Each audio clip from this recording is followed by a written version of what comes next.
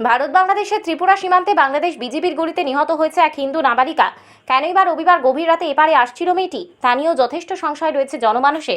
তদন্তে কৈলাসহর পুলিশ।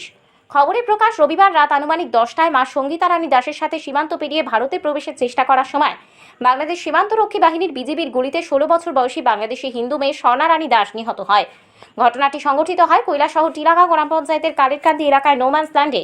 উত্তেজনা বিরাজ করছে দুদিকেই। সূত্রের খবর, মা মেয়ে দুজনে অবৈধভাবে বাংলাদেশ থেকে ভারত সীমান্তে আসার চেষ্টা করলে বিষয়টি নজরে আসে বাংলাদেশ বিজিবির।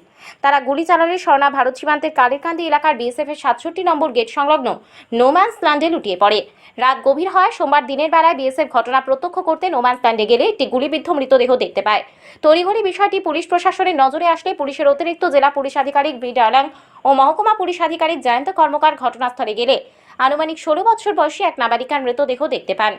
তাদের ভারতে প্রবেশের চেষ্টার পেছনে কি কারণ রয়েছে সেটা অজানা হলেও ধারণা করা হচ্ছে বর্তমানে বাংলাদেশের অশান্ত পরিস্থিতির কারণেই তাদের এই পদক্ষেপ।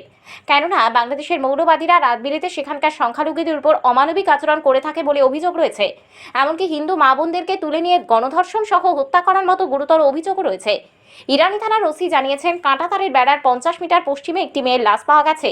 বর্তমানে বিএসএফ এর সহযোগিতা এবং উনকোটি জেলা অতিরিক্ত পুলিশ সুপার, মহকুমা পুলিশ আধিকারিক ও একজন ম্যাজিস্ট্রেটের উপস্থিতিতে মৃতদেহটি নোম্যান্স ল্যান্ড থেকে উদ্ধার করে উনকোটি জেলা হাসপাতালে নিয়ে যাওয়া হয়েছে।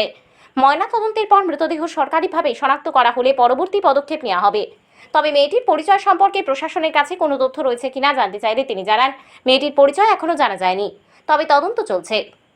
ওপারের বাংলার এক বিশ্বস্ত সূত্রের খবর অনুযায়ী জানা যায়, বর্তমানে সংখ্যালঘুদের উপর নির্যাতনেই বাংলাদেশ থেকে ভারতে প্রবেশ করতে চেয়েছিল মৌলভীবাজার জেলার জুড়ি গ্রামের সঙ্গীতা রানী দাস এবং ওনার মেয়ে স্বর্ণা রানী দাস।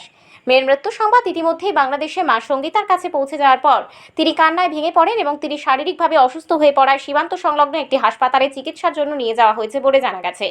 আমরা লাটিয়াপুরা বিউপুর থেকে স্টেশন কমান্ডার থেকে একটা খবর পেয়েছি যে তাদের কাঁটাতারার বেড়া থেকে 50 মিটার পশ্চিম দিকে একটা ফিমেল ডেড বডি তারা দেখতে পায়। এই অনুযায়ী আমরা ডিসিএম এবং এফএসএল টিম সহ আমরা জায়গাতে পৌঁছি, সঙ্গে অ্যাডিশনাল এসপি,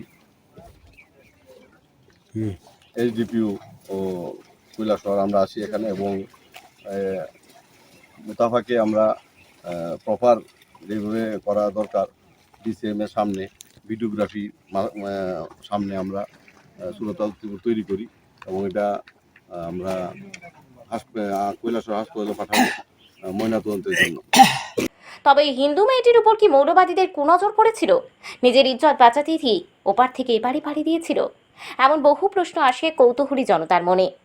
নিজস্ব প্রতিনিধির রিপোর্ট, ত্রিপুরা পাইওনিয়ার।